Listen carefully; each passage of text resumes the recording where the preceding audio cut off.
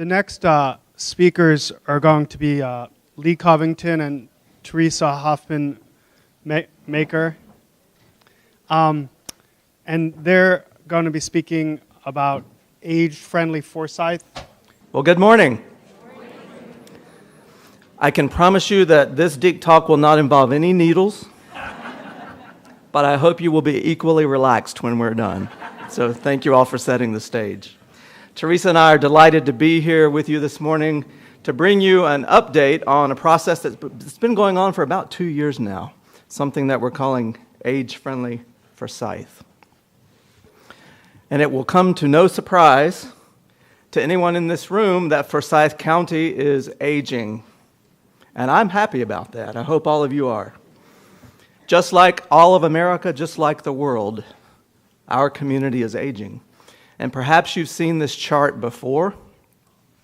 If not, and I know the numbers are so small you can't see them, but that represents the growth in the 60-plus population for Forsyth County from 1990 on your left to 2030 on your right. And you'll see that that's a group of people that will double during that 40-year period. We're currently at about 74,000 people, age 60 and older in Forsyth County, but by 2030 we're going to hit 100,000. 2030 used to seem so far into the future, but it's really just right around the corner.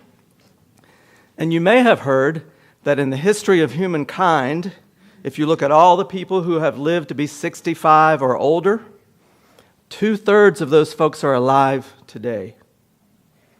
So think about that. That's contributing to the growth we see on this chart.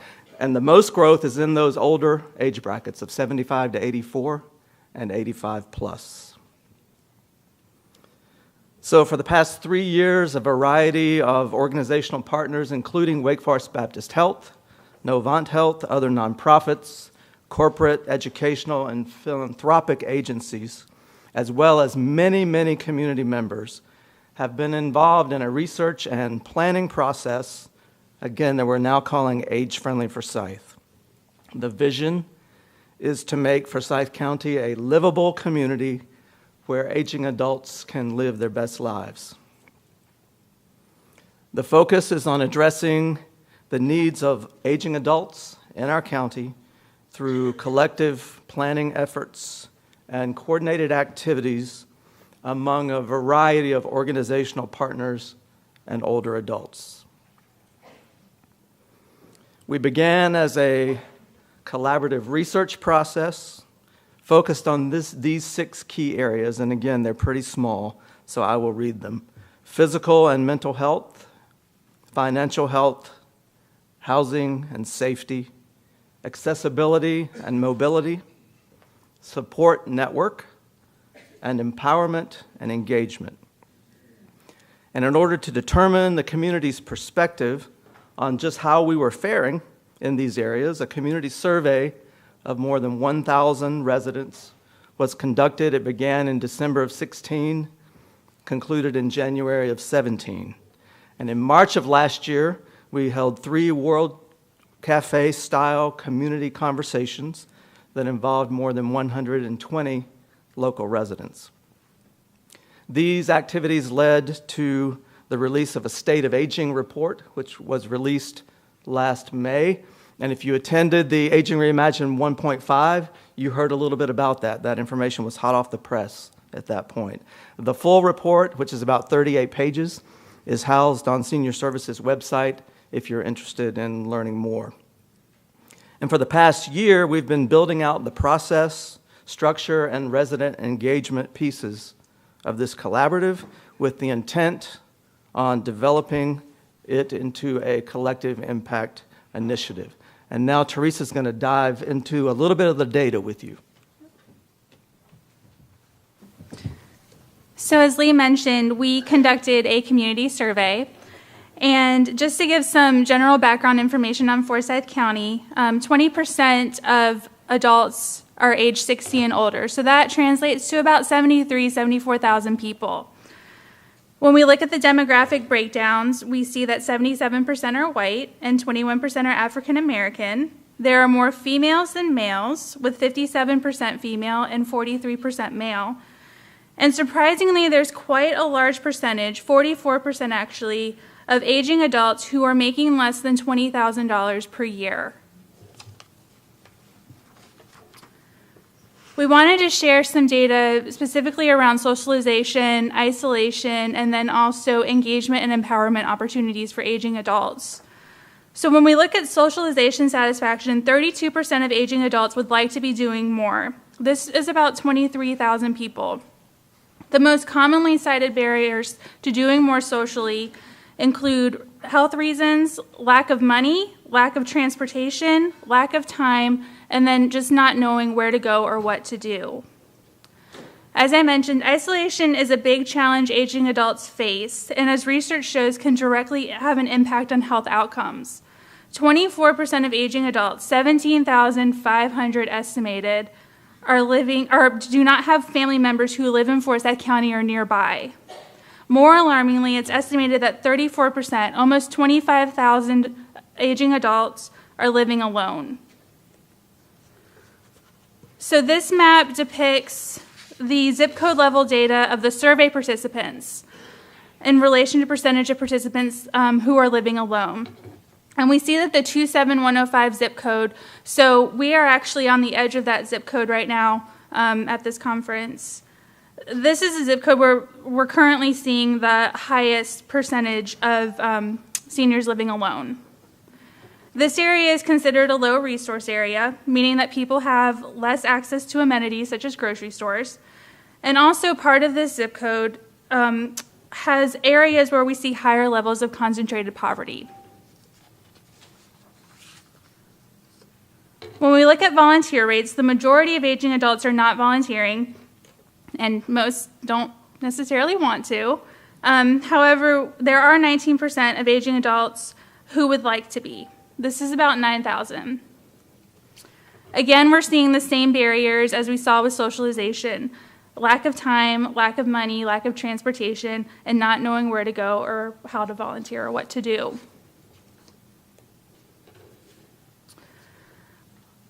We also studied some empowerment of aging adults, and overall we found some positive results relating to aging adults' perceptions of influence in making Forsyth County a better place to live.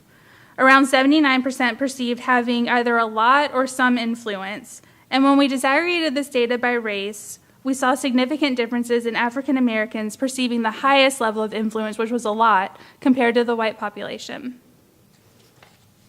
So seniors are feeling empowered, which is good.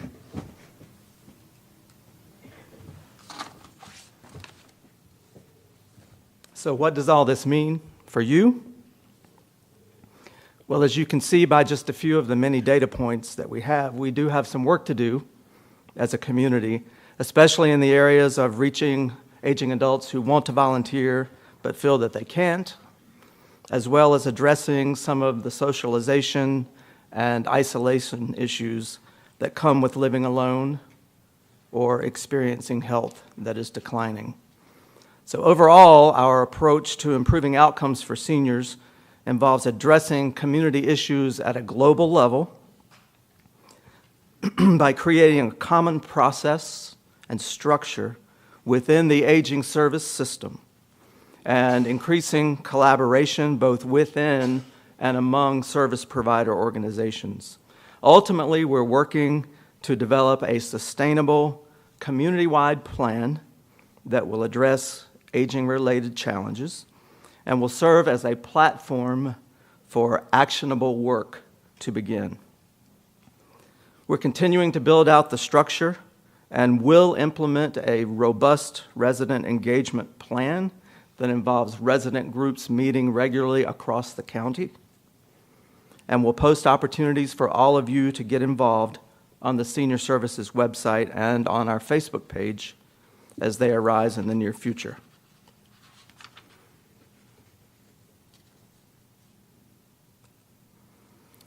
So in the immediate future, we'll be hosting a community forum in partnership with AARP North Carolina and UNC Television that will feature a panel discussion regarding age-friendly communities across North Carolina and will include city and county officials and aging and livability experts. This event will be open to the public, and we invite you to attend.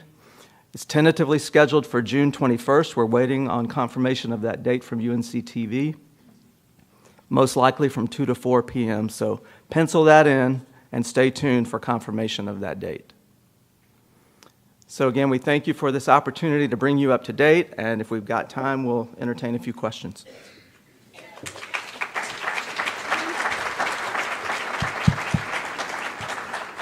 Good morning. I thank you for your research. I have a question regarding, we're living in critical times hard to deal with for all ages. You mentioned that there are people isolated and alone and that you're bringing people into helping them. What services can we have as far as background checks, because not everyone's as loving or kind, and we want to keep the riffraff out as well? Yeah, that's a great question. Certainly, Senior Services, and I know all of our partner organizations do background checks on volunteers, and as the network begins to address that issue of loneliness, that should be at the forefront. Absolutely, thanks. Can you address for our audience who might not know about some of the services briefly that are provided, like the Lunch and Learns and different events that are so beautifully organized at Senior Services? Sure, thank you. Yes, we do have regular Lunch and Learns. Our partners at the Shepherd Center do that as well. They've got a very robust volunteer program that provides transportation and other services. We, of course, count on over 1,600 volunteers to deliver Meals on Wheels and other vital services. Are partnering with Christina and others to bring some innovative approaches into the home, such as creative movement, arts in the home, things of that nature. Our mission is to keep older adults in their home for as long as possible, living and aging with dignity and purpose, and we do that in partnership with many of you in the room.